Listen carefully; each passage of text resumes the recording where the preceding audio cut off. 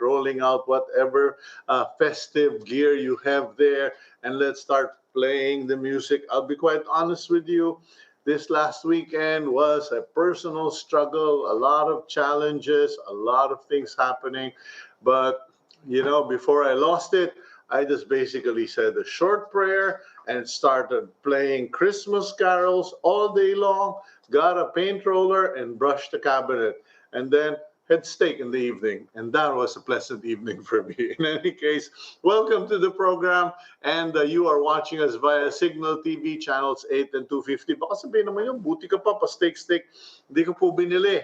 May mga nagre-regalo sa atin. May kaibigan ako, sasabihin ko na lang na isa siyang, baka tawagan siya ng mga ibang tao, ba't wala akong steak? Diba? Si Romel, every year, tradition na yan, magpapadala siya sa akin ng Christmas, sa mga kaibigan niya, ng steak. Ilang piraso lang naman, no?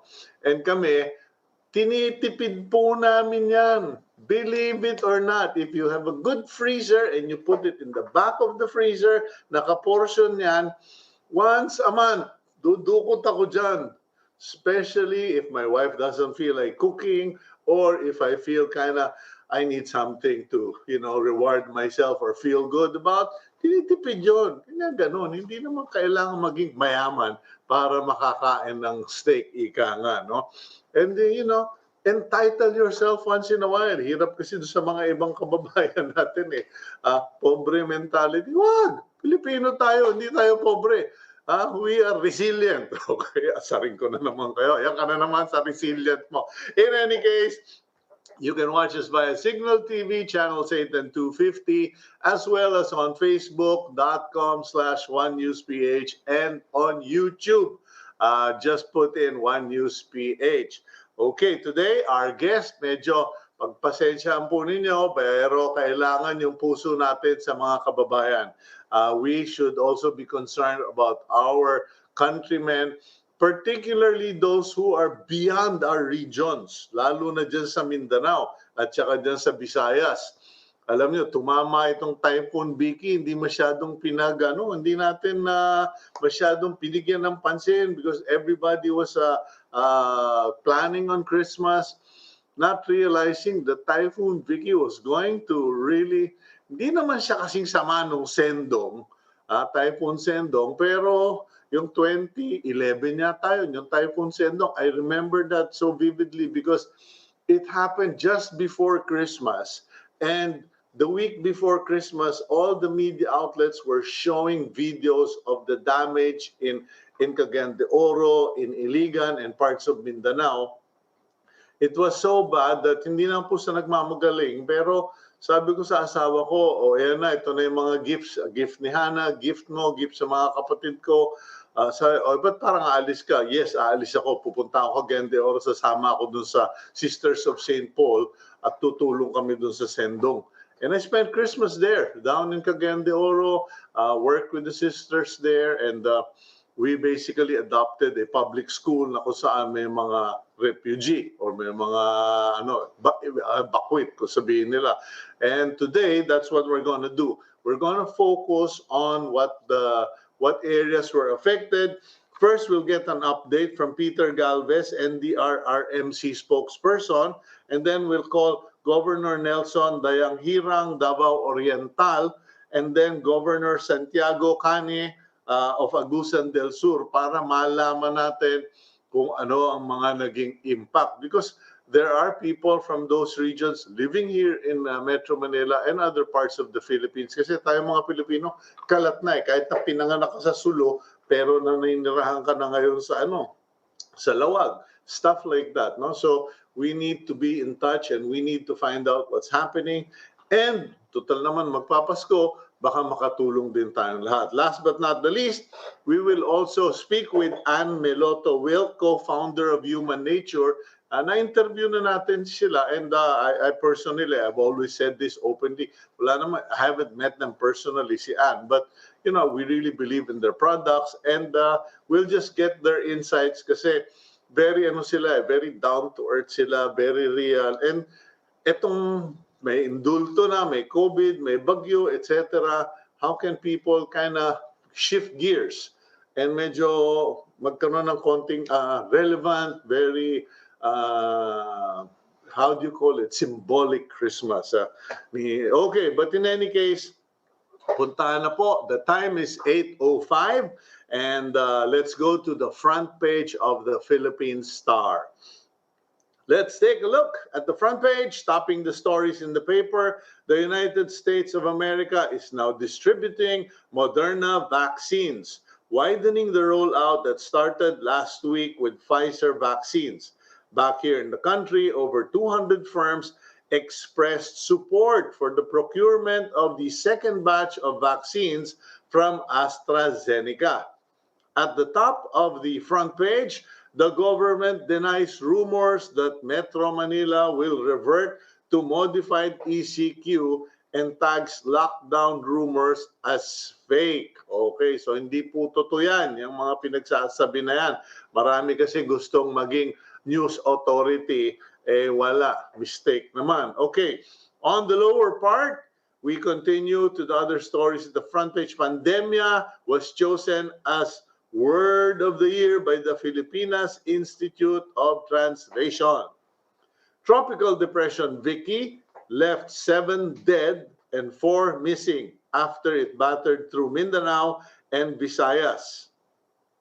The United Nations Children Fund, or UNICEF, welcomed face-to-face learning in low-risk areas, but with precaution. And last but not the least, Meralco extends grace period until January 2021, which means there will be no line disconnections for unpaid electricity bill. Okay, thank you very much, Meralco, para dyan sa makapusong magandang balita, kasi talaga naman po, no, alam niyo, maybe as Christmas approaches, there will be a tendency for us, and now I confess this, na we will, bugbog ka all year. You've been bruised, battered, beat on by COVID-19, job losses, illness, deaths, etc. You had to give things up. You had to abandon dreams. And, after a while, you go into this, spiral eh. Parang nire-replay mo, and then parang you feeling, ito yung dinaanan ko every month na lang, ganon. I caught myself this morning. I was having a long talk with my wife, Karen, and I caught myself and I said, I'm playing into the game of the devil. I'm replaying this as if, I'm still inside the ring. And God has taken care of all of that. So maybe this Christmas, instead of dwelling on us, on our misery, let's start looking for people who need help, who really have nothing. Kasi kanina nga, nung nagpe-pray ako, sinabi ko, what am I talking about? I have a roof over me. Some people, ni plywood, wala sa ulo nila. I have a choice of food. And speaking of food, pwede ba? Medyo careful po kayo sa pamimigay ng mga pagkain over Christmas. Kasi lahat namimigay ng pagkain, sana man lalagayan. Di ba, sana ko yung kusina mo, kasing laki ng yung refrigerator mo, kasing laki ng kusina mo. just a thought, not being ungrateful, but at the rate people are giving food nowadays, you're going to need a kitchen that operates as a refrigerator to store all of the food. But in any case, balikan po natin yung mga kaibigan natin, mga kapamilya, someone who may have lost a friend, someone who may be going through depression, etc. And speaking of challenges, puntahan na natin yung ating first guest. Ewan ko kung available na. Tropical depression daw po, not typhoon. Kayo talaga? Masyado kayo. Pareho lang yun, bagyo rin yun. Ewan ko ba, tell that to the people in Lapu-Lapu City, or kasi sometimes we've reached a point where it wasn't a typhoon, Cito. It was just a tropical depression. Pero sa lahat naman ng tropical depression, ito yung masakit na tropical depression. Ito yung ginawa ng walang yung Victoria na yan sa Lapu-Lapu City. Anyway, thank you for the correction, Gab. Let's go to Nick. Let's go to NDRRMC Spokesperson Peter Galvez. Peter, good morning to you. Welcome to the program. Good morning po, Sir Cito, and good morning sa lahat ng inyong tagapanood. Alam mo ako nahihirapan na ako sa trabaho ko. Siguro mas mahirap yung trabaho mo. Biruin mo, iniipon niyo na lang lahat bad news. Pagkatapos magpapasko pa tayo. Meron bang ano ba nangyari? What's the situation there in Mindanao? What are we facing because of this Typhoon Vicky? So for as of today, no, ang latest report natin is unfortunately meron po tayong 8 that na nasawi. So we have 8 dead, and then we still have 1 missing, and then we have 2 injured. So yan po yung mga casualties natin. So most of them yung mga na-drown po Tapos and meron po din mga landslide victim. So we had 8 incidents, 7 flooding incidents, and then we had 1 landslide incident dito sa May Caraga. Most of our mga natamaan po basically is more in the Caraga, as the tropical depression went from Davao Oriental, tapos tumahak po sa Davao de Oro, and then dito sa Caraga, Surigao del Sur and Surigao del Norte, and ang mga Agusan area. So doon po tayo mostly itong mga casualties natin. You know, Nick, thinking about Typhoon Vicky reminds me of Typhoon Sendong. Yung Typhoon Sendong, I think it's 2011 if I'm not mistaken. Ang tinamaan niya talaga, Cagayan de Oro, pero ang malaking damage sa Iligan kasi hindi dahil yung bagyo sinagasaan yung Iligan, kung hindi merong flooding na nanggaling sa bundok. And I was speaking with the people there, sabi, Sir, hindi naman yung bagyong nakapatay sa mga kamag-anak namin na nakapatay yung baha, yung putik na kung saan lupalop nang galing. Dito ba sa Typhoon Vicky, did that repeat again? Did that happen? Tumaas din po yung mga ilog po dyan, pero humupa naman po kagad. Kaya itong mga flooding incidents po natin, marami po sa kanila, although sa mga Visayas po kasi yung mga na report sa atin So most of them naman po, humupa naman po kagad. So although yan, biglang parang nag-flash flood. And then sa mga nakikita nyo sa mga video na pinapakita nyo, no? Marami naman dyan humupa po kagad.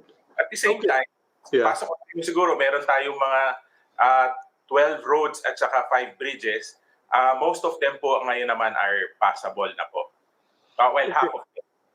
Half of them passable na. So, in terms of impact and damage, would you say, kasi sinabi sa akin, kinorek nga ako ng aking executive producer, tropical depression lang yan, kuya, hindi typhoon. Pero pag tinignan ko naman kasi itong dyaryo, ito sa Philippine Star, sabi ko pa paano, in terms of impact and damage, was Vicky just as bad as the parade of typhoons we had before December? Hindi naman po. Sa ngayon, ang report po natin is we have infrastructure damage worth 110 million. Pero sana hindi na to tumaas po, Sir Cito. And then, yung mga ports naman po natin, meron po nga tayong mga mga naipit sa ports, pero hopefully within the day or two, makalaot na rin po itong mga ito. So hopefully itong mga pasaherong to at mga cargo tuloy-tuloy din po. Pero yan nga lang po, may mga damages nga ho na ganyan. You know, Nick, ang hindi ko maintindihan, paano, kasi ang unang report, Mindanao, tapos tatawid papuntang Palawan. Pero biglang ba't nadamay pati Lapu-Lapu City? Parang kumurba ba siya? Umiikot ba siya? Yung most likely po yung ulan na dumaating po doon, kung nabigla ho siguro yung mga tao natin doon. Kaya po ganyan po yung nangyari po doon. Okay. And yung tubig doon kasi as it went through the sea, humihigop po yan ng tubig, tapos ibinabagsak po sa ang lugar. Nagkataon ho siguro doon po yung sa Lapu-Lapu. Okay. Now, what about landslides, etc.? Kasi, hindi ba, hindi sa Surigao, alam ko, maraming mining towns dyan Surigao ba yung nabanggit mo kanina? Yes, sa Surigao. Dito po yan sa may Bislig City. Meron po tayong mga 3 household na naapektuhan po doon. Pero wala naman po tayong casualty na naitala po doon. Okay, in terms of kasi 'di ba yung mga naging problema natin sa ibang lugar yung pagbabaha. Pero ang worry ko kasi nung nabasa ko yung mga reports like Bislig, Surigao, these are mining towns. Anong state of soil erosion, etc. Pareho pa rin ba or meron ba tayong makikitang areas of concern? Sana wala, ano? And I hope these mining operations are really doing yung standard I believe there's a standard protocol that they have. So, pero sa ngayon, ito pa lang naman po yung landslide na naitala natin. And hopefully, wala na ho tayong makuhang ibang report tungkol dyan sa ganyan. So, bigyan ho natin, pero sana po wala pong pumasok ngayon na ganyang klaseng report. Okay. Last question na lang, Nick. Are you guys following the traditional forecast prediction? Kasi di ba, the traditional forecast is, okay, hanggang November, December, baka makaisa o dalawang bulaga pa tayo. But other than that, wala na. But, people are saying, well, you can't say that anymore because of climate change. How has the concept or the idea of climate change affected how the NDRRMC functions? Alam nyo, yung maganda rin yung tanong nyo, no? Buti na tanong nyo yan. Kasi in advancing sa yung pag-forecast natin, dumami na rin yung mga teknolohiya natin to help that. And then, maraming sensors na rin po ginagamit ang pag-asa. Kaya ako napapansin nyo, meron muna naman sila mga prediction, pero at the same time, yung mga news, marami rin tayo mga news websites o yung mga weather websites that look into this. So kahit pa paano, nawawarningan po tayo yung ating mga kababayan, pati yung ating mga LGU at ating government para makapag-prepare when these things happen. So buti na lang we have advancements in technology. Nakakatulong po yun. Yeah, okay. Now, pasensya na, no? May pahabol dito kasi may concern about displaced families. Kasi I remember nung Typhoon Sendong, ang daming nawalan ng bahay.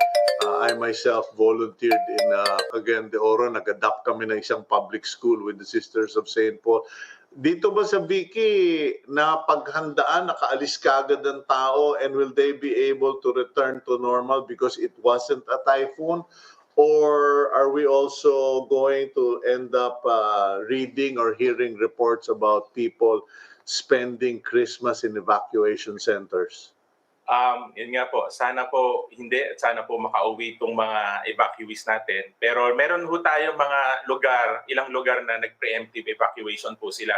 Ito yung mga areas na laging mga binabaha. So meron naman po kasi tayong mga hazard maps. So our LGUs would be warned itong mga lugar na to. Kaya meron pong ilan na nakapag-preemptive evacuation. Pero sa ngayon po, as of this morning, meron po tayong 58 evacuation centers na meron pong 1,328 families at hopefully hindi na ito lumaki sa mga sunod na araw at hopefully ito ay bumaba. So pinagdadasal po natin yun para lahat nga po tayo makapagpasko ng maayos po kahit papaano. Okay, what about the relief response? Kasi kayo naman sa NDRRMC, hindi naman kayo puro lang may bagyo, ito yung bilang ng mga namatay. You're also concerned about the care for these people. What's on the ground? What are you people doing? Even before this itong tropical depression, meron po na tayong mga pre-positioned goods, yung mga food items and non-food items na nakahanda po yan dito sa ating DSWD. So yan po yung mga dinidistribute kung kakailanganin po kagad makaresponde. At the same time, lagi naman po ready yung mga kapulisan, kasundaluhan natin. Kaya in times of, naka-preposition na rin po sila.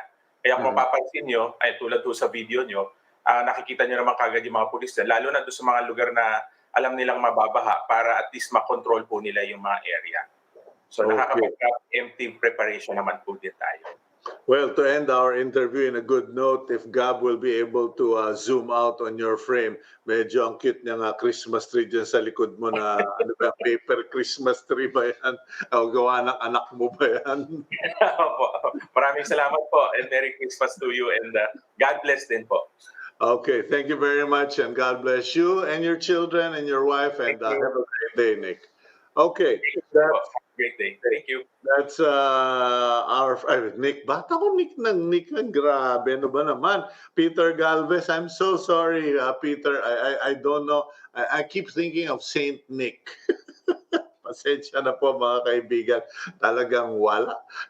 Kumisa nag-old-timers ang Kuya Cito. Pero alam nyo, I think that's, ewan ko kung pwede bang gawin na nating how do you call it, itong Pasko na ito, ibahin natin ang estilo natin. You know, kanina pinakita nila ng team agenda, nila Gab, nila Winona, yung picture ng mga pulis na nando doon, nagta-traffic sa baha, etc. Just before we started the program, the garbage collector, yung basurero ba, yan ay kada umaga, basta paga mga 7:30 to 7:45, dumadaan na yan dito sa harap ng bahay ko like clockwork at sila ay kumokolekta ng basura. And sabi ko, hinayawang ko na kanina, sabi ko, mga chong, kasbo tayo, bukas ang bigayan. Kasi every year, I'm sure many of you have received yung mga white envelopes ba? From your newsboy, from your basurero, from truck number so and so, street sweeper so and so. Ito pong kanina, medyo na-realize ko lang, na-notice ko, no? Kasi naglalakad po sila, umaambon kanina, basang-basa. Patuloy-tuloy ang pagkolekta. Perhaps this is, those, the once in a year. Kahit na once in a year lang, medyo gawa natin paraan, maabutan natin sila ng maganda-gandang pamasko. Yung inyong kartero, yung inyong mga basurero, yung basurero, five-man team yung kanilang truck. And I just want to encourage all of you out there, if only once a year, please give them substantial, even if it means to give sacrificially. Bagay, kung titingnan ko sa kanila, kumisa nainggit akong bulletproof. Pero hindi, walang face mask, na hawak-hawak, basura ng bayan, nasa bilad, nasa ulan, pero masigla. God is fair. In any case, we'll go for a break and we'll be right back here on Agenda.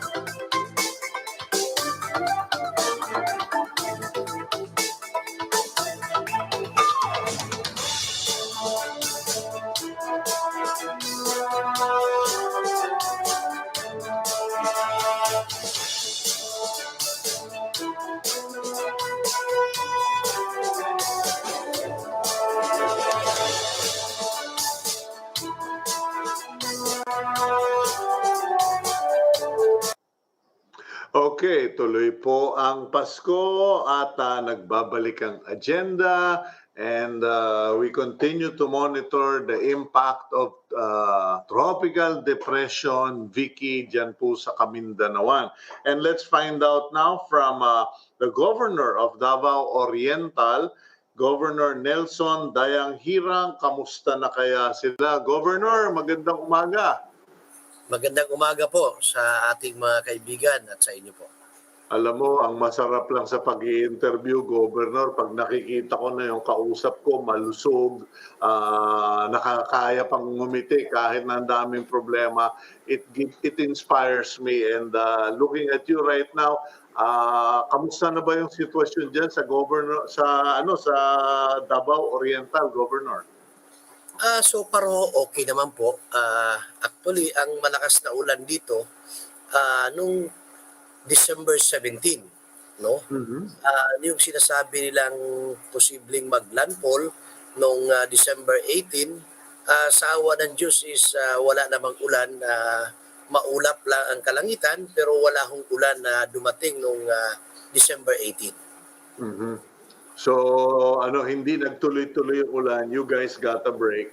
So, hindi worse than expected. Yeah, totoo po. Pero meron hong mga area namin nung tulad ng sinabi ko nung December 17, yun ho ang kalakasan ng ulan. Halos buong araw ang ulan. May mga area kami na talagang umapaw ang mga tubig at may mga landslide na nangyari. So far nakapag-deploy naman kami ng mga equipment at agad-agarang na-actionan at natanggal yung mga landslide. That's good. How about mga families affected, Governor? Kasi siyempre, pag may tropical depression, floodings, etc., lagi at merong mga ini-evacuate or nadi-displace. Kamusta ba yung situation dyan? Actually, meron hong mga preemptive evacuation na ginawa namin dito sa aming probinsya. Sa kasalukuyan, nakabalik na ho sila sa kanilang pamamahay. No? Kung mayroon man kaming mga na-distroso, nasira, kukunti lang po. Okay. Now, kamusta yung COVID situation dyan, Governor? So far, manageable naman po. Isa ho ang probinsya sa Davao Oriental na napakababa ng COVID, no? Proper management po. Mhm. Okay, Gov, pasensya ka na, no? Ako, I've been to Davao many times, pero may na yung memorya ko, medyo now old-timers na. Ano ba yung pinaka-famous towns or cities dyan sa nasasakupan mo sa Davao Oriental? Actually ho, Mati City, ang Mm. capital town ng Davao Oriental. Mhm. At ang Davao Oriental ho is tourism industry ho dito. Okay, ano ba yung mga well-known sites? Kasi alam ko yung Mati, nakapunta na ako sa Mati dahil maraming agricultural sites dyan, lalo na yung mga fish ponds, if I'm not mistaken, yung mga prawn farms noon. Ano pa ba yung mga sikat na lugar dyan? Meron ho kami Baganga, Municipality of Baganga, Municipality of Governor Hinroso, as well as Municipality of Lupon. Okay, pero yung Baganga, hindi ba dyan nag-landfall yung Tropical Depression Vicky? Anong naging damage yun sa mga tourist spots dyan or mga lugar? So far wala namang hong gaanong damage. Meron lang isang bata na nakurente, no, dahil sa umapaw nga yung tubig, no. Hindi alam ng bata na may kurente pala doon sa tubig, kaya yun ang dahilan ng kanyang agarang pagkamatay po. Okay, but otherwise, kamusta overall ang situation ninyo? Kailangan ba niyo ng tulong dyan? Kailangan ba ng relief goods or everything under control? So far ho, nakapagpadala ang DSWD ng mga food packs at simula kahapon nakapag-distribute na rin ho tayo sa mga apektadong pamilya. Okay. And wala nang nasa evacuation center, lahat nakauwi na. So magiging maligaya Pasko nyo. Sana ho tuloy-tuloy na ang magandang panahon para tawag nito maging maligaya ang Pasko kahit na sabihin natin nandiyan pa rin yung hamon ng COVID-19. Mhm. Paano patakaran ninyo? What are the rules as far as your area is concerned? Kasi may mga ibang areas na mahigpit talaga sila sa pag-uwi ng mga local residents from Metro Manila or from other parts. What is the situation in Davao Oriental? Actually, ang nangyari ho dito, ang mga barangay na mismo ang ini-empower natin, no? sila na yung nag-monitor, especially doon sa mga bagong dating, no? Sila na yung gumagawa ng interview, alamin kung saan ang galing. So kung kailangan silang i-quarantine, i-quarantine sila for 14 days. Wala bang mga requirements for dapat na may COVID test bago pumasok sa Davao Oriental? So far wala naman ho kaming ginagawang ganun, no? Ang amin lang ginagawa, pag galing ka doon sa high-risk area, isa-subject ka for quarantine for 14 days. Okay. Yung bang Davao Oriental may sariling airport? Wala, di ba? Parang ang alam ko lang dyan, Davao International Airport. Actually ho, meron kaming airports, pero sa kasalukuyan, hindi pa nagagamit dahil kumaiksi yung aming runway. And hopefully may pera ho galing sa national. Hopefully by next year, ma-implement namin at sana makapag-operate next year ang aming airport. Anong plano doon? Kasi ayun nga naging experience namin eh. Pag pumupunta kami sa Davao, kung pupunta ka ng Tagum, ang haba ng drive. Pag pupunta ka ng Mati, ang haba ng drive.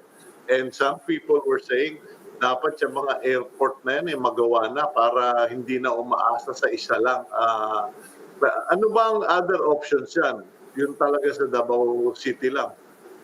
Actually, as of now, Davao City lang talaga ang pinakamalapit naming option. Nandoon ang airport ng Davao City. Pero tulad ng sinabi ko, just last week, na-transfer na ho yung pera na para simulan na yung improvement ng airport dito sa Mati. And hopefully by next year, early part next year, ma-implement natin at sana pagkatapos ma-operate na natin ang airport dahil from Davao City going to Mati City, you will take about 3 hours bago ka makarating dito sa Mati City. Ang tanong, kasi nakalanding na ako dyan sa airport nyo, airstrip ninyo dyan sa Mati. Pero dala namin private plane na maliit kasi hindi kaya ng malaki. Gaano kalaki or gaano kahaba ang gagawin yung extension or improvement sa airport? Actually, nasa mga more or less mga 800 meters yung additional namin na runway na gagawing extension. So it will become a commercial, full-fledged commercial airport na katulad ng mga airport ng mga ibang cities. Yeah, ganun ang mangyayari. In fact, pinopost namin na maging alternate international airport ng Davao City pag natapos itong Mati Airport po. Okay, and how long will the project take, Governor? Actually, mabilisan lang ho yan. No? Mabilisan lang kasi runway lang naman yung gagawa natin ng extension. Hopefully, mga pinakamatagal, 6 months natin gawin yan. Okay, pero paano bang extension na gagawin nyo? Papasok inland? Kasi parang natatandaan ko ron, malapit sa dagat yung airstrip na yun, hindi ba? Yeah, pero may tamang-tama pa hong haba na pwede nating gawa ng extension. Okay, wala nang hindi na kailangan mag-reclaim. Hindi na ho kailangan nating mag-reclaim. Wow, ang sarap niyan sigurado. Sigurado ako maraming gustong pumunta diyan sa teritoryo mo, Gob, kasi matagal na. Ang talagang nakaka-discourage na sa mga pagpunta diyan at pag-invest. It's a good place to invest would be because of the travel time. Now, kamusta yung peace and order? I'm hoping na if you put up a longer, better airport, more businessmen will come in, more tourists will come in, economy will improve. Will that also improve the peace and order? Kasi alam ko naman na may mga NPA dyan, may nice people around sa area mo.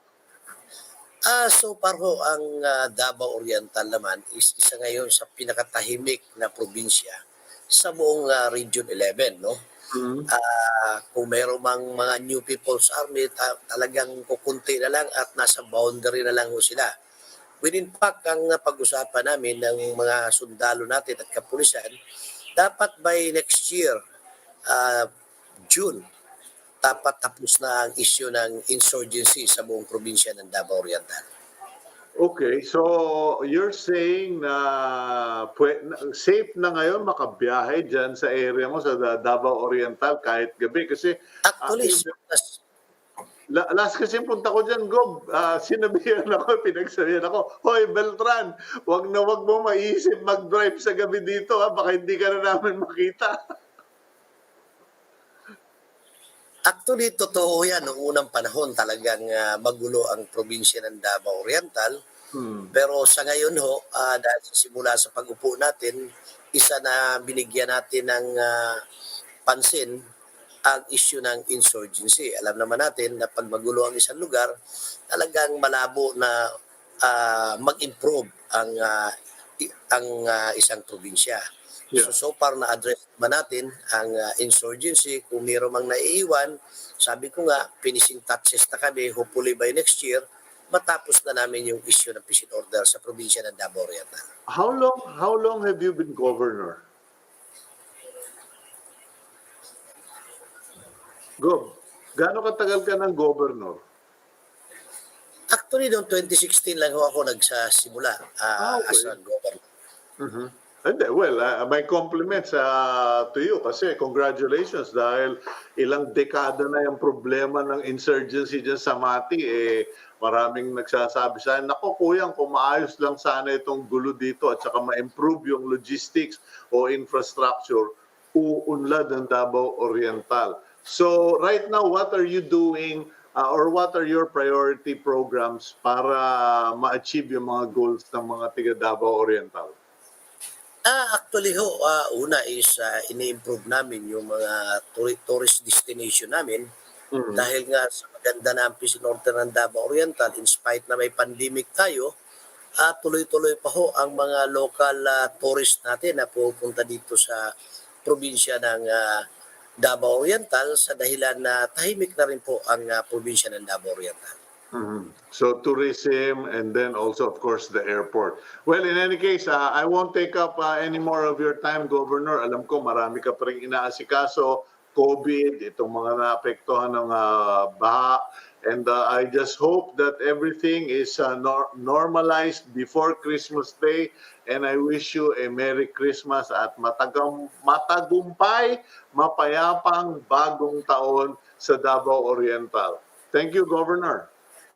Maraming salamat po. Merry Christmas po. Okay, that's Davao Oriental Governor Nelson Dayanghirang at nako, gandang balita po noon. Maganda yung ganung mga iba discovery kasi matagal-tagal na ako hindi nakapunta ng Mati. Although may mga kaibigan ako, panay pa rin ng punta pero hindi ako nababalitaan. Yung pala, itong si Governor pinupush na kasi meron sila dong landingan, meron silang airstrip, literally landingan ka lang doon, lalanding ka lang, kakaway ka doon sa Lespo, paparehistro ka doon sa kung ano ma-official doon. Pero hindi yan na-invest na napag-ukulan ng pansin for many years. And at least now, medyo may pag-asa if now that the money has been parked, transferred, mukhang magkakaroon. Hopefully, kung tama yung nadinig ko kay Governor Nelson Dayanghirang, alternative to Davao International Airport. So the question is, will they also be international airport standard or just a provincial or regional airport? Nonetheless, malaking bagay po yan kasi marami yung lugar sa Pilipinas na kung tourism lang ang pag-uusapan, doon sa may Daet, meron po tayong airport doon. Sinara. Sana naman na Secretary Artogade, paayos mo yun, pabuksan mo yun. Meron din bandang malapit sa yung foothills ba, papuntang Sagada, Kalinga. Merong isang lugar doon, nakalimutan ko na after Isabela, whatever. Basta yung paakyat. May airport din doon, sinara rin. And sabi kasi, hindi practical. Pero alam nyo, noon yun, hindi practical noon. Ngayon, medyo nag-boom na yung mga negosyo, may pera ang Pilipino, nakakabiyay. Of course, things change because of COVID-19. But, are we going to wait for better times? Now is a good time to get those places opened up and running kasi yun nga yung nagiging problema. Gusto mong puntahan yung, ano ba yung lugar niya? Calaguas yata ang tawag doon. Napakagandang island. Pero kailangan mo lumanding sa Naga or somewhere and then magda-drive ka kalayo tapos magbabangka ka pa. Naku po, masyado pong mahabang proseso. If we have those airports, even for small planes, medyo uunlad yung mga lugar. Yung pwesto ng airport, jobs. Yung mga destination next to the airports, jobs. Jobs is a boost to economy. Anyway, we'll go for a break and we will go to our next guest. Puntahan naman natin Agusan del Sur. Tanong natin kung kamusta dyan sa Agusan del Sur kasi umagos yata ang tubig doon with Governor Santiago Cane after the break.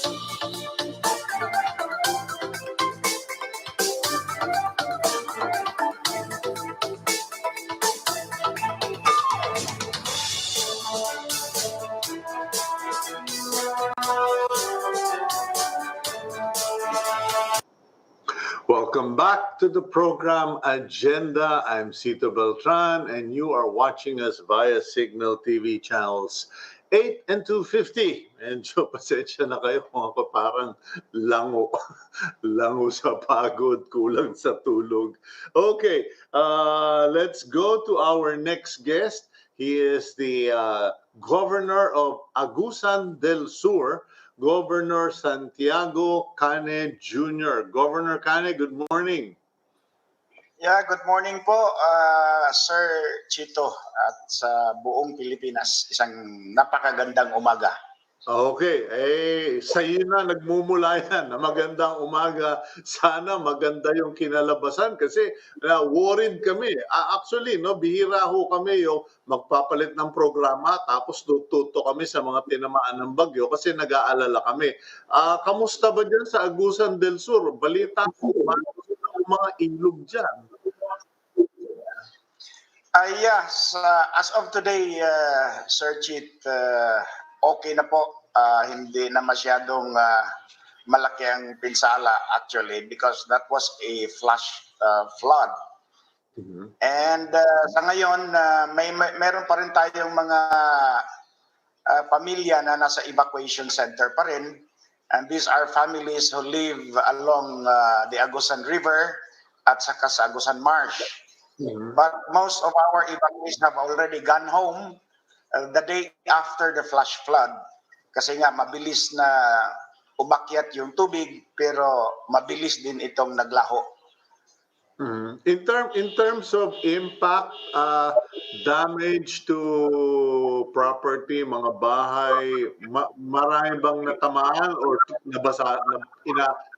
nabaha lang pero nawala na? Yeah, actually, yung report na natanggap ko from the Provincial Disaster Risk Reduction Management Office as of this morning, Sir Chito, yung damage to properties listed dito ay umabot sa kulang-kulang 800,000. Samantalang yung damage to roads and bridges and other infrastructure project, initial report pa ito, ay umabot na po ng kulang-kulang 43 million. Damage to crops ay 6.2 million at saka yung sa fisheries almost 1 million pesos. Damage to livestock and poultry ay umaabot po to ng mahigit 500,000 pesos. At saka yung 37 barangays na nawalan po ng kuryente sa kasagsagan ng bagyo at baha, umabot po to ng 37 barangays sa Sir Chito. However, the Agusan del Sur Electric Cooperative was able to restore electricity power within 48 hours po. So, halos lahat po ng barangay ngayon ay restored na po ang kuryente. Ang nakita natin dito kasama Chito ay yung water district sa San Francisco hanggang ngayon po ay hindi pa operational kasi nga po na-damage po ang mga pipelines nila doon dahil po sa lakas ng tubig. So iyan po ang mga inireklamo ng mga residente sa San Francisco, Agusan del Sur. But hindi naman po nagpabaya ang management ng San Francisco Water District. They are already trying their best to restore the supply of potable water to the urban barangays in the municipality of San Francisco. Go ahead. Yeah, ang mga number of families who were evacuated ay umabot po to ng 13,460 comprising of more than 67,000 individuals. Mm-hmm. And those evacuated ay umabot po ng 2,476 families, but most of them have already returned home. So, yun nga lang po, yung mga taong nakatira doon malapit sa Marshland area and those living along the Agusan River ay nandoon pa rin po sa mga evacuation centers at kulang-kulang po 800 families po ito. And sila po ngayon ang subject ng aming relief operations which the provincial government has already prepared to augment the supplies that the concerned local government unit is already extending. At as of now, Sir Chito, may 3 pong reported deaths due to drowning at isang missing. But fortunately, yung missing person, nakita po siya na buhay kahapon po. At he was actually rescuing carabaos as per report. So, yun nga lang po, yung provincial government center din namin, Sir Chito, for the first time sa history ng Agusan del Sur ay inabot po ng ganoon katinding baha. Even some offices of the provincial government were submerged in water. At ang pinakamalaking danyos po dito sa government center ay yun pong Provincial Public Information Office, kung saan po nandoon yung TV station namin at saka yung FM station. Lubog po sa baha, marami pong mga gamit nasisira at hindi na mapakinabangan. So ngayon po, down po yung PTV station namin at saka yung FM station namin. Hindi po nakakapag-function kasi maraming na-damage na mga equipment doon.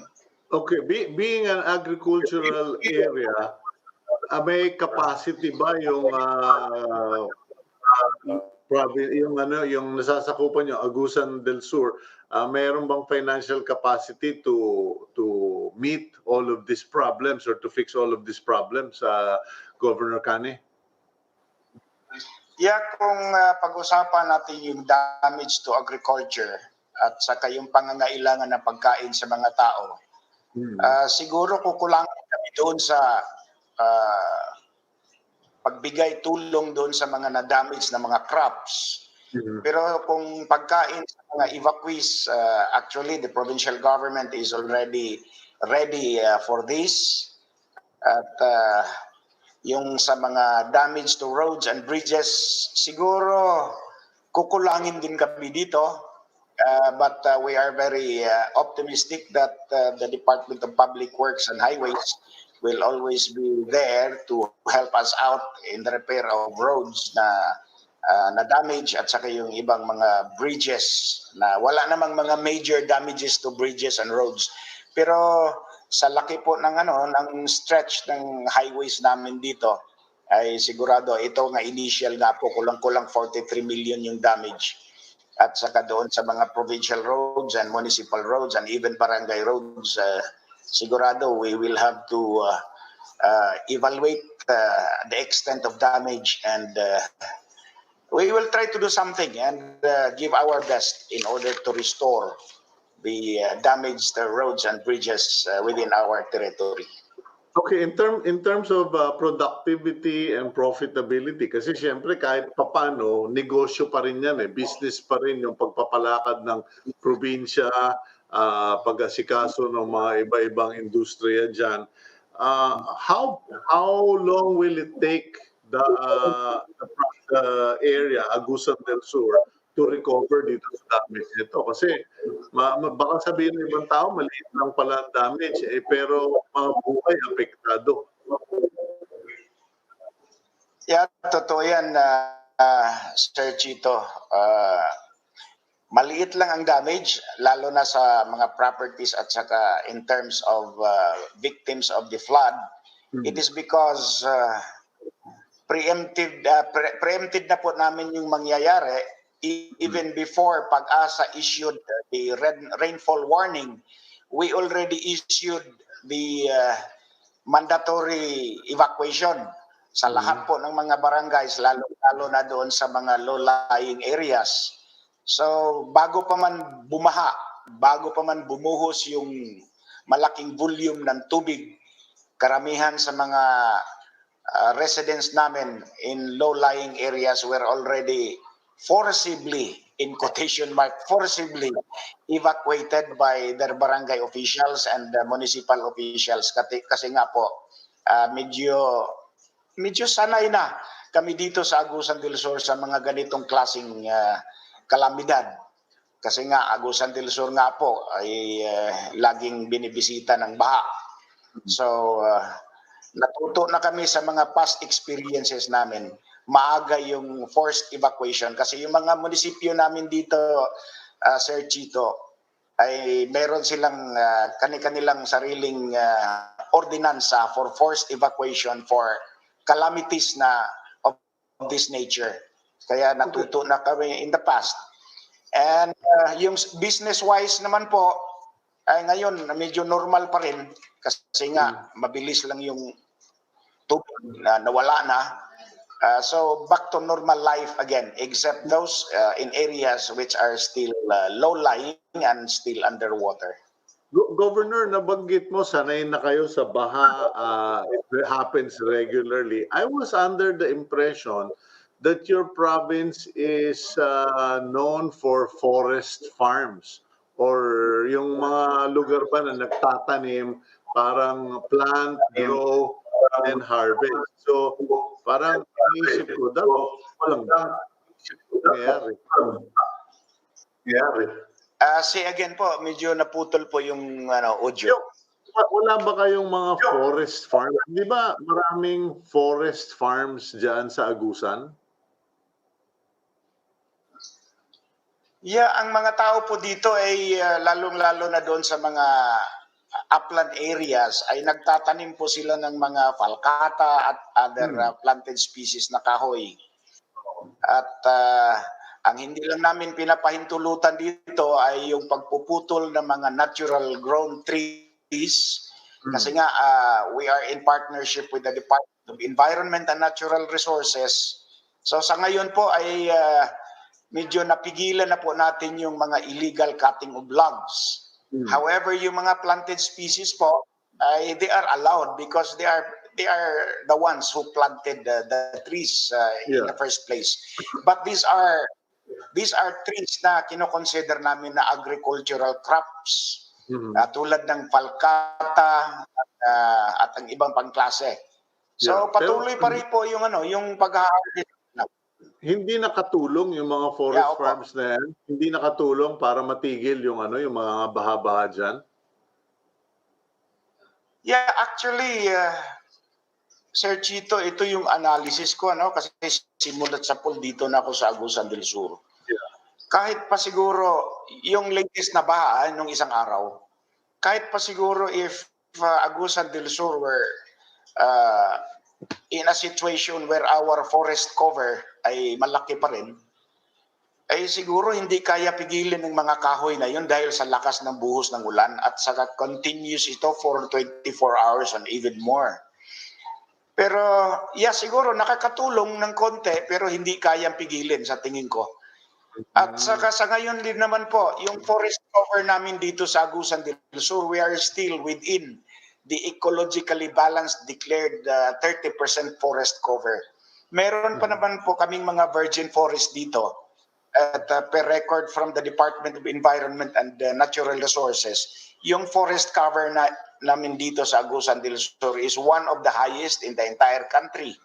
So, dahil nga po sa lawak ng area namin, in terms of land area, pang-apat nga po kami sa pinakamalaking probinsya in terms of land area, at saka yung mga bukirin namin, the forest areas, mayroon pang maraming mga kahoy, yan po ang ginagawa namin ngayon with DENR na mapigilan yung mga illegal logging para hindi lalong mapinsala yung kalikasan natin.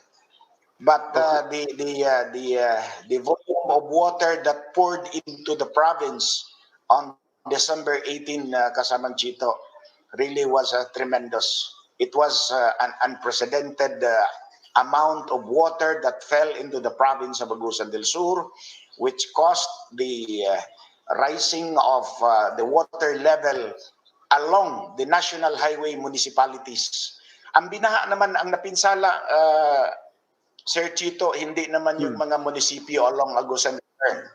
Ang napinsala dito sa baha ay yung mga munisipyo along the national highway na kalimitan hindi po ito tinatamaan ng ganitong kalaking baha. But dahil sa heavy downpour na continuous talaga, hindi ito tumigil hanggang sa kinagabihan ng December 18. kasi doon na medyo tumigil yung ulan. At saka nagbigay ito ng malaking pinsala doon sa mga river municipalities. Most affected is the municipality of San Francisco and the municipality of Rosario. Ito po yung lampas tao po ang baha within the urban areas. Kaya Okay. medyo nagulat po ang karamihan doon sa nangyari. Okay. Well, Governor, papasalamatan ko na lang kayo and I will let you go kasi alam ko ang dami mo pang trabaho. We were just very concerned about the people of Agusan del Sur and I hope that God will respond to the needs of your people. Bless you guys and I know it's going to be hard, but somehow, somewhere, I hope that you all have a meaningful Christmas, if not a Merry Christmas. God bless you, sir, and the people of Agusan del Sur. Thank you, sir. Yeah, maraming salamat din po, Sir Cito. And yeah, we have to celebrate Christmas merrily but safely kasi hindi lang baha ang kalaban natin ngayon. Nandyan pa si Mr. COVID na the situation in Agusan del Sur ay tumataas pa rin po. Araw-araw mayroon kaming mga positive cases. And this is a challenge that any governor could not turn their back from. We have to face it squarely but safely. So lahat po, dasal tayo. We will be able to celebrate New Year of 2021 na COVID-free already. Okay, thank Maraming you very salamat much. for this opportunity, Sir Cito. Okay, that's Governor Santiago Cane Jr., Agusan del Sur. At we will go for a break and please remember them in your prayers. Marami po talaga. Magpapasko na lang. Ilang araw, 4 na araw na lang na natamaan pa sila. At tropical depression lang yan. Pero kita nyo, ang tama ng baha. We'll be right back here on Agenda.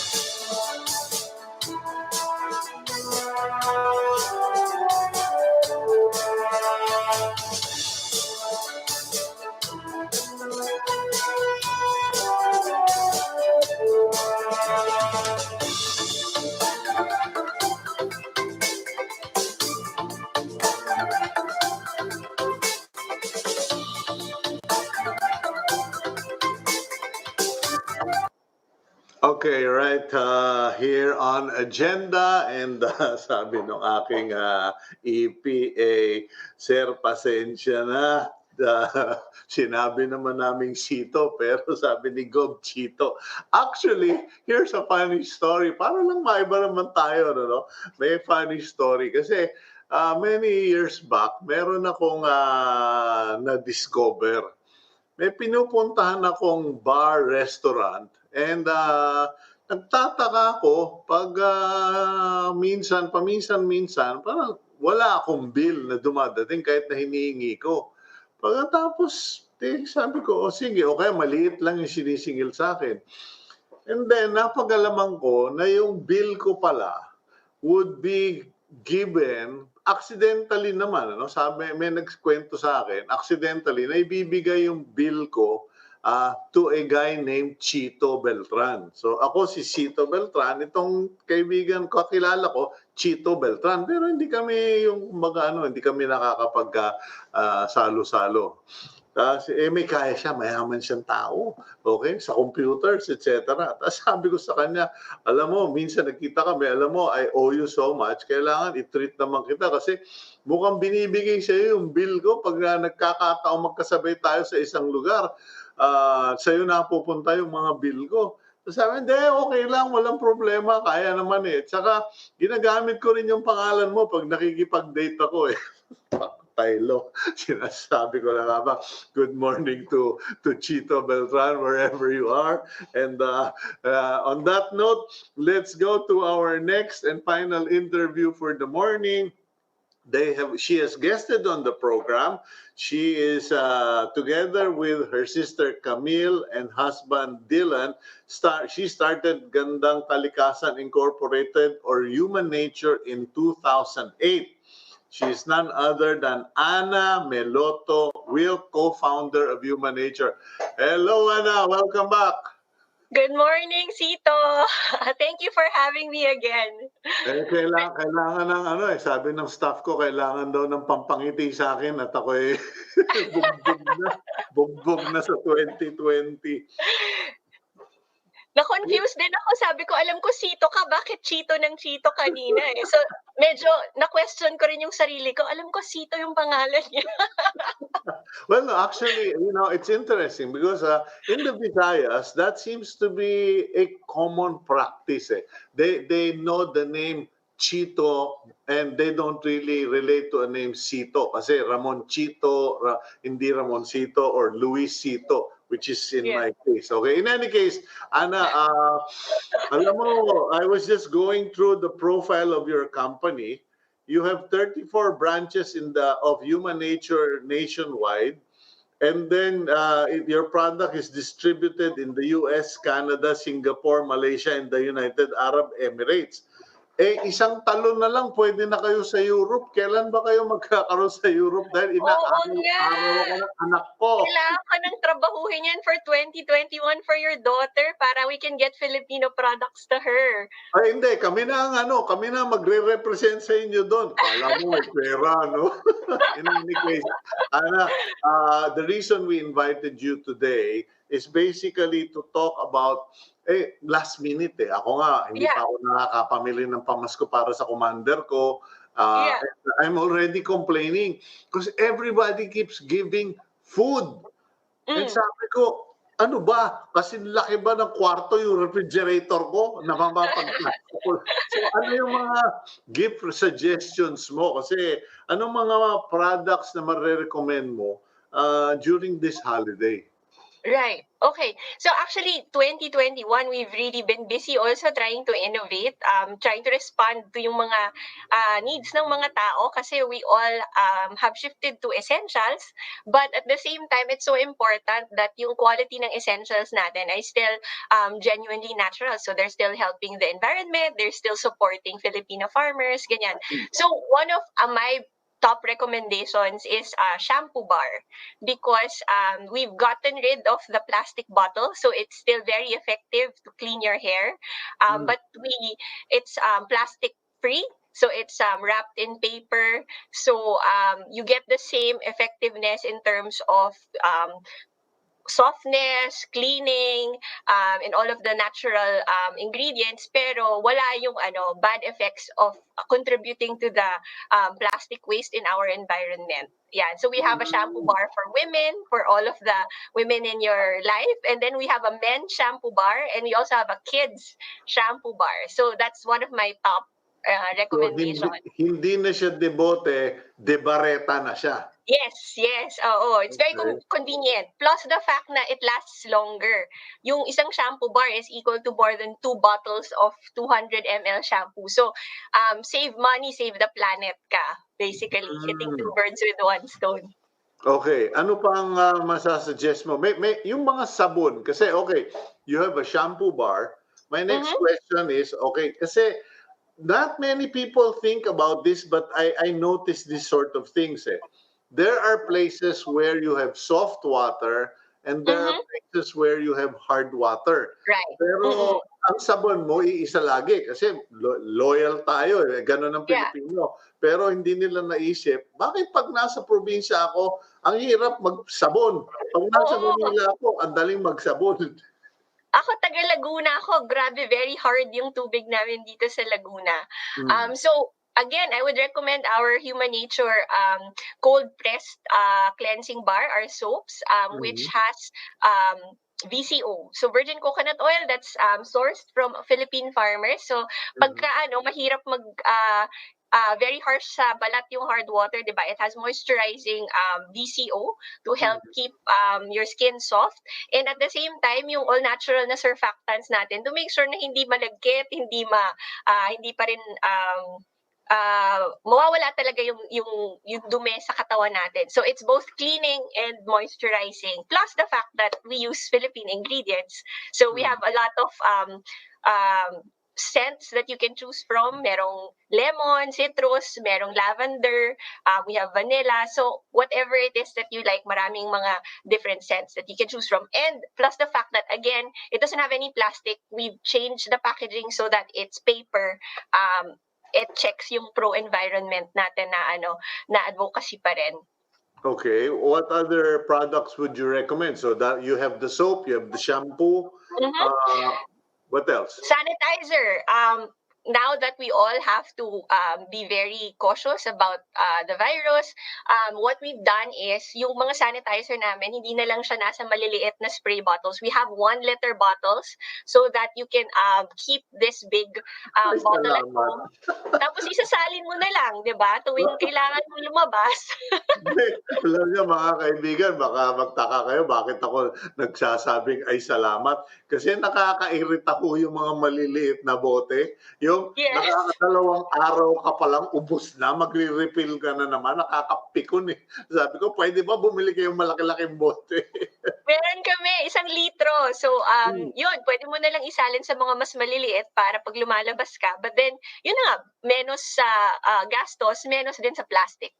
So, yeah, well, that's the whole point. Wag na tayong kumuha nito mga sachet, mga mini bottles, mini PET kasi talagang nakakadagdag lang sa sa pollution, plastic pollution and plastic waste. Okay, anything else? Yeah, meron akong para dun sa mga nagpapanik kasi 'di ba? Ano na tayo ngayon? Monday na tayo. 4 days na lang, Pasko na. We have this feature sa website called Shop and Ship na if you order and pay by tomorrow, Tuesday, 12 o'clock, we can still guarantee that your gifts in Metro Manila will arrive by Christmas. So, it's a feature wherein pagka kahit di ka lumabas, kami na bahala na magde-deliver sa mga listahan mo. So, for example, para sa in-laws, sa mga pamangkin, sa mga inaanak, just add everything to your cart, tapos i-assign mo sila to your recipients, tapos kami na magde-deliver. It's called the Shop and Ship feature. Tapos, if you don't know their address, if you just know their text number or their email address, we can send them a link so that they can input their own address. Para hindi ka na mag-iisip na magte-text ka pa sa kanila, ano bang address mo, saan ko to papadala. We'll do all of that work for you. Parang kami na yung assistant ninyo. Okay, what about yung, kasi kanina nakita ko dun sa video, yung bang magkatabi, yung isang babae unat ang buhok, yung isang babae kulot ang buhok, no? And I was just thinking, do you have like packages yan, yung video na yan, ano? Kasi may mga produkto kayo, alam ko, experience na, no? Dahil sa anak ko, kanya ko kayo nakilala dahil sa anak ko, na meron bang mga products na itong product na ito para sa mga kulot ang buhok, para sa mga batang may mga acne, etc. Kumbaga, all in one. Kasi alam mo, para sa aming mga tatay, ang pinaka talagang, ewan ko, hindi naman nakakapikon, but burdensome, yung iisipin mo pa ba, yung bang, ano nga ba yung gustong produkto ng anak ko, ano ba yung gusto ng misis ko, etc. Kanya na uso yung gift basket di ba? Correct. Yes. Oo, sakto. I mean, yung mga para sa kulot, yung curly girl, malaking community yan ngayon na people are embracing yung pagkakulot nila na hindi kailangan unat na yung buhok. So we have a lot of sulfate-free products. So yung mga shampoo namin, moisturizing shampoo, strengthening shampoo, they are sulfate-free and very curly girl friendly. Pati yung mga conditioner namin. And also for your wife, for your loved ones, yung mga sales representative namin, if you contact us on Facebook or on our website or our phone lines, we'll be happy to make recommendations, and we have gift bundles rin. If you go to our website, just go under Christmas gifts. Para hindi ka na mag-iisip, kami na bahala. Alam mo yun, we will lessen your stress. We've got you. Kami na ang magpuput together kung ano yung mga gift recommendations. Just let us know who you want to send it to. Sasabihin mo lang, magkano kaya mo? Yes, kung anong budget mo. From as low as 150 pesos to, I mean, kung gusto mo mas bonggang gift in the thousands, meron din kami. Pero everyone in your gift list, mapalalaki, mapabata, mapababae, all of these people in your list. Okay, but just for those who are not familiar with human nature, what are the range of products? You have shampoos, soaps, hair conditioners, And we have moisturizers, yes. We have sanitizers. sanitizers. We have home care also, like laundry detergents. We have dishwashing liquid. For the more discerning, sophisticated mga skincare para sa mga wives and moms, we have pollution defense. We have marine caviar. We have overnight elixir. Ito yung mga pangtapat namin sa mga mahal na mga French cosmetic brands, and they're just as effective. My cousin, who's the marketing director ng Scholastic in New York, she swears by it when she goes on mga press junkets. Sabi niya, sa mga red eye flights, pagdating niya doon, glowing pa rin yung skin niya kahit na puyat na puyat siya with all of her press junkets. Well, I would shamelessly endorse your products kasi sa bahay namin talagang yan ang ginagamit ng mag-ina ko, and they're good. The question is, babalikan na naman yung Europe no? Gaano ba kahirap magtayo ng tindahan doon sa abroad? Kasi Mag-uusap tayo. Pero no, I'm just curious, and I think it would also be a question in the mind of other people. If people wanted, like mga OFW natin gustong magtayo sa Tokyo o sa Singapore or some other province bigla, province of the Philippines kasi sa dami ng Pilipino abroad But how difficult is it putting up or setting up your products in other countries? I think it all boils down kasi to finding the right partner there. Kasi matrabaho din siya Cito Parang you need to comply with all of the regulatory requirements. Sometimes you have to translate all the labels into the local language.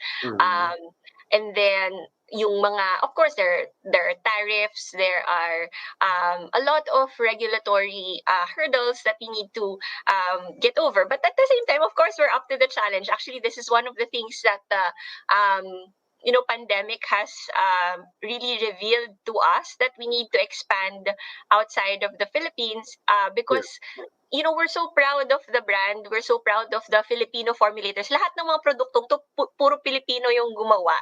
And it really is something that we would be proud and happy to share with the rest of the world, na parang hindi mo ikakahiya na gawa sa Pilipinas.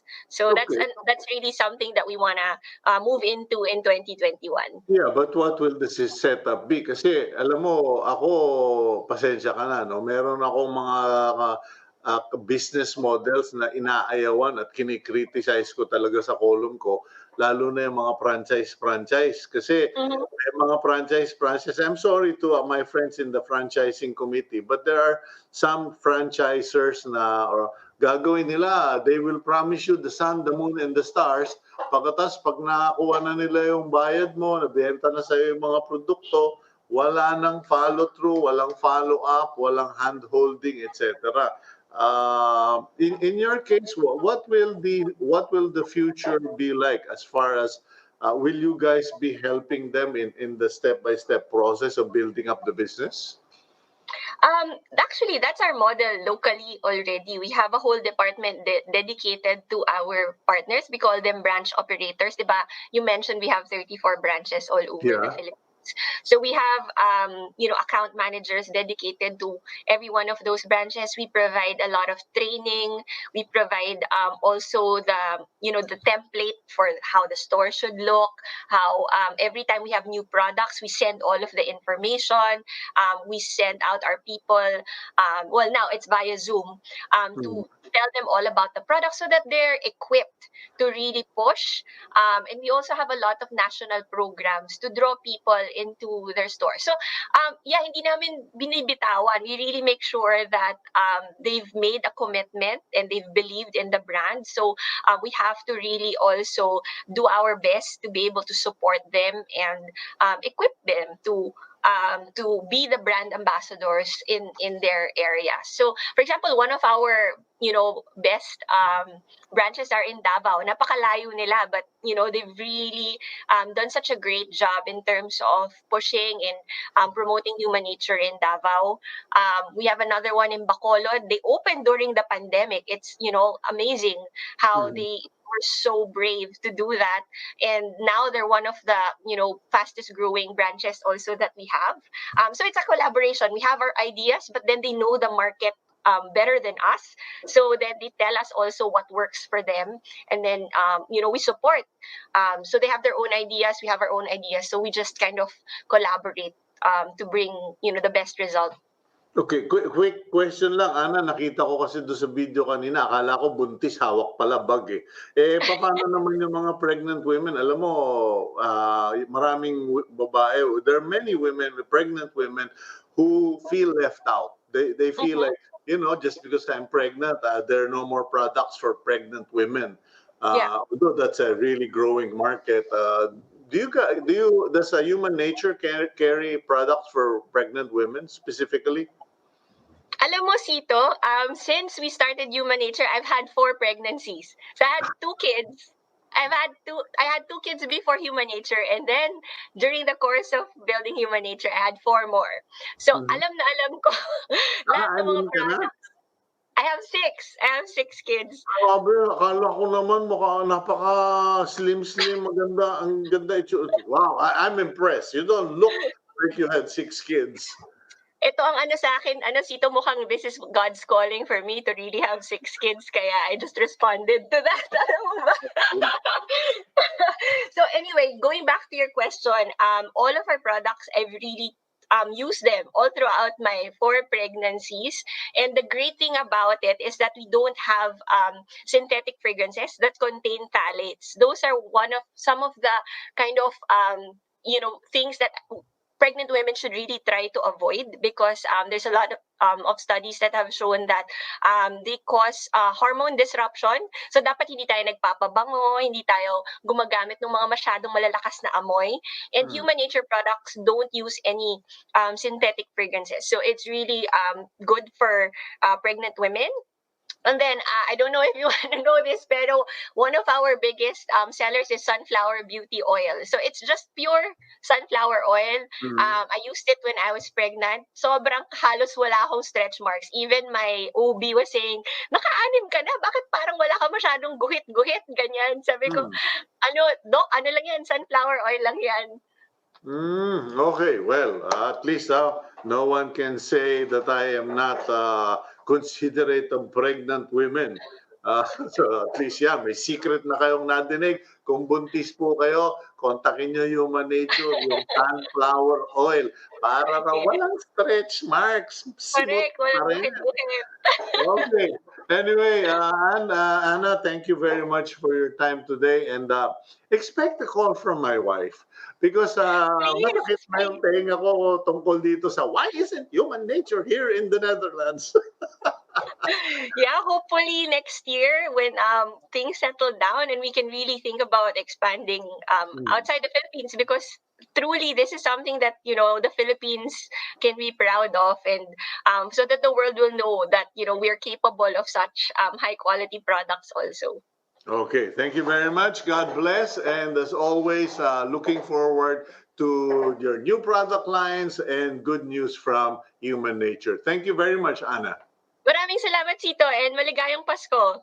Okay, Merry Christmas. Yan po si Ana Meloto-Wilk ng Human Nature, and baka magtaka kayo, sino? Bakit kasama? Alam niyo po ako, honestly, hindi ako mag-endorse ng produkto na hindi ko nakikita yung ebidensya. And sa anak ko, sinabi ko na yan sa inyo in the past show, when she went through depression at one point because she had really beautiful straight hair, when she hit puberty, wala, naging naging exotic yung kanyang buhok, umitim at nagkulot-kulot.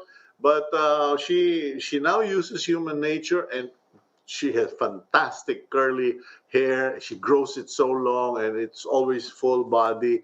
And she talks about shampoo, moisturizer, etc. So subok namin, and hindi po tayo binabayaran dyan, hindi natin advertiser ang Human Nature, and we just believe in promoting Filipino products, especially because they are also sourcing their materials from local farmers. Okay, ako po ay magpapaalam na sa inyo. Kailangan na namin magpaalam. We've reached the end of our program.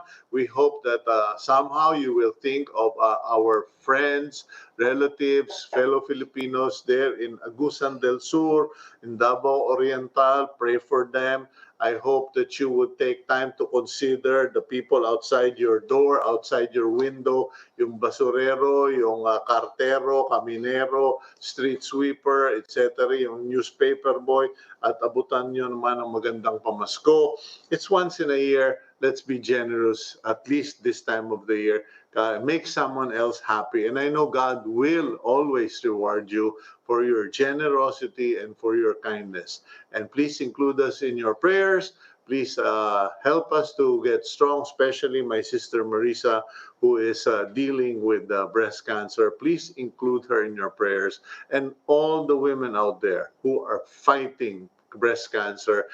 And we just pray that you would have a good and pleasant day, all of you, in spite of all the difficulty you face. Thank God for joining us today. God bless all of you.